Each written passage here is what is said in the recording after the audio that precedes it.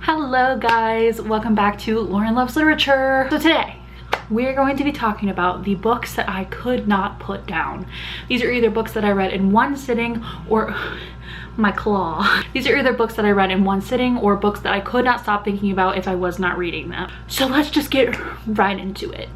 So the first book that I wanted to talk about was Dear Ava by Ilsa Madden Mills. This is a indie published book, so it's not like traditionally published, which I think is pretty cool. And this follows our main character Ava as she has been sexually assaulted at a party and does not know who her assaulter was. It is one of the boys that goes to her high school. She knows that, but she doesn't know who it was. So she has to leave school for a year and kind of cope with her trauma. And when she comes back to school, she kind of is super anxious, obviously, knowing that her abuser is still out there. And she is bullied at school surrounding her assault. So all of this that I'm saying is kind of to warn you, prepare you for triggering things. And then our hero comes in and his name is Knox, and he is the top shark of the school, which basically means he's like the coolest guy in school. And he basically creates an unlikely friendship with Ava, and they kind of gain feelings for each other. And the story goes from there. There's a lot of mutual pining in this book. It is just a great time if you are into that, where basically they both have feelings for each other, but they just can't say it. That is very prevalent in this book, just because of like status and like conspiracy and just all this stuff. And obviously she still can't trust him yet because she doesn't know if he's the one that assaulted her. So this book is definitely has the ability to be very triggering, but it's also just a wonderful story that I really enjoyed and could not stop thinking about, even for like a week after. I had like the worst book hangover in a long time from this book. Next, we have a set of 3 books that I'm just clinking together because they have the same author, and that is The Poet X, With the Fire on High, and Clap When You Land by Elizabeth Acevedo. I have The Poet X on my Kindle, so I just don't have it to hold up for you. Elizabeth Acevedo just has the ability to suck me in from the start and just make me obsessed with her books. I read all 3 of the ones I just mentioned in one sitting. I cannot wait for her to come out with something new. With the Fire on High follows our main character, who is a teen mother but still trying to follow her dream of being a chef. Clap When You Land follows 2 sisters who don't know that the other one exists. One lives in the Dominican Republic and one lives in New York. And once their father dies, they are connected and find out about the other one. And this is a story about family and grieving and loss. Such a beautiful story. And this is written in like lyrical format, I believe it's called, where it's kind of written like almost like poetry. And The Poet X is about our main character who discovers the poetry club at school, or her teacher introduces it to her, I can't remember, and she copes with a lot of things that are happening in her home life through poetry.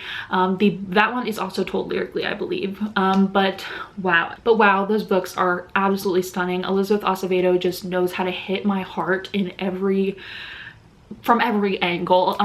She hits it from the back. No, I'm just kidding.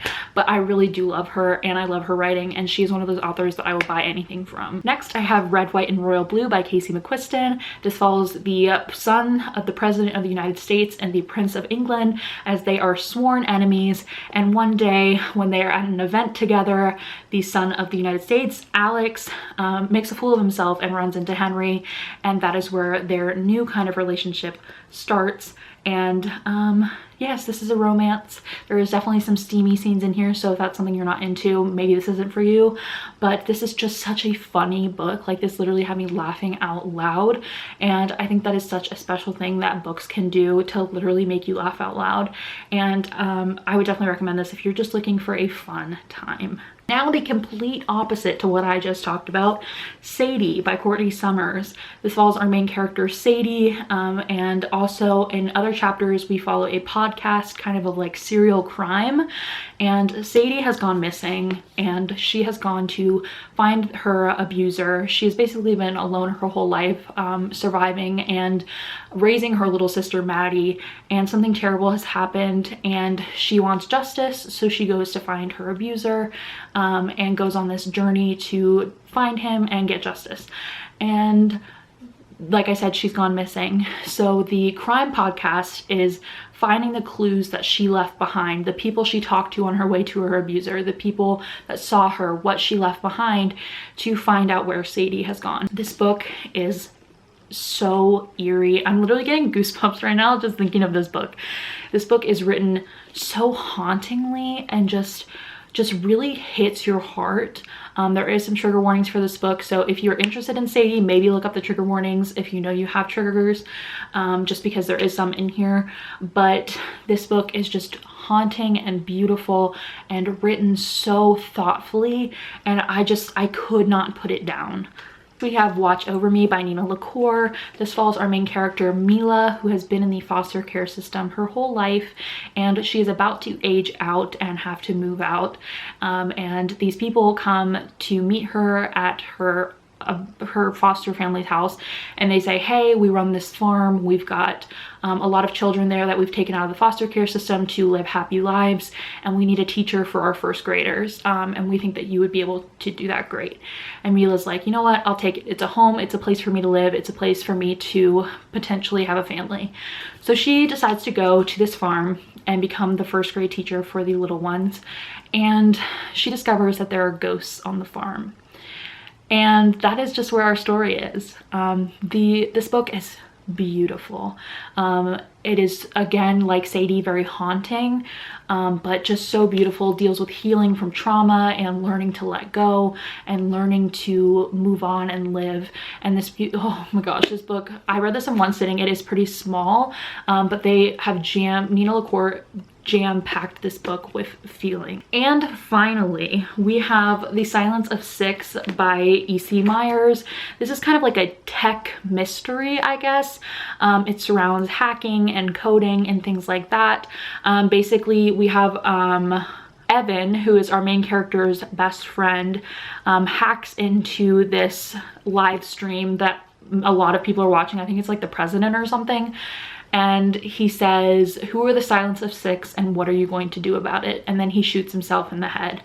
Again, trigger warnings for that. But so Max is like, oh my God, like, that's my best friend and he just killed himself. Like, and like, what is he talking about, the Silence of Six?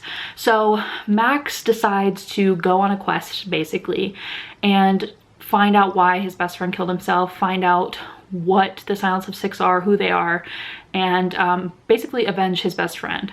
So this book is so addicting. It is so hard to put down because you just want to know everything. You want to know when we go into a new, place, it's like, why did we go here? Like, what information are we gonna get? It really grips you till the very end. I think it's really cool that it has the coding aspect and the hacking aspect. I didn't ever feel like I was like below the level of reading, like I may not be very techie, but this book didn't make me feel like I was like dumb or anything, which I enjoy, because sometimes I read books that I don't necessarily know a lot about the kind of backstory or like the background theme to, and I can feel like kind of silly, but this book didn't make me feel like that.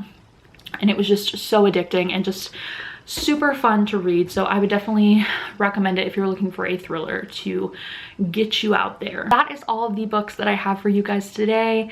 Thank you so much for watching. I'm almost at 200 subscribers. Hopefully I would have hit it by now. I'm at 196 when I'm filming this, and I'm uploading a video before this one. So hopefully I'm at 200.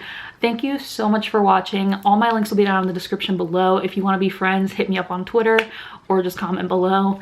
Make sure to give this a thumbs up and subscribe if you are not, and I will see you guys next time. Bye.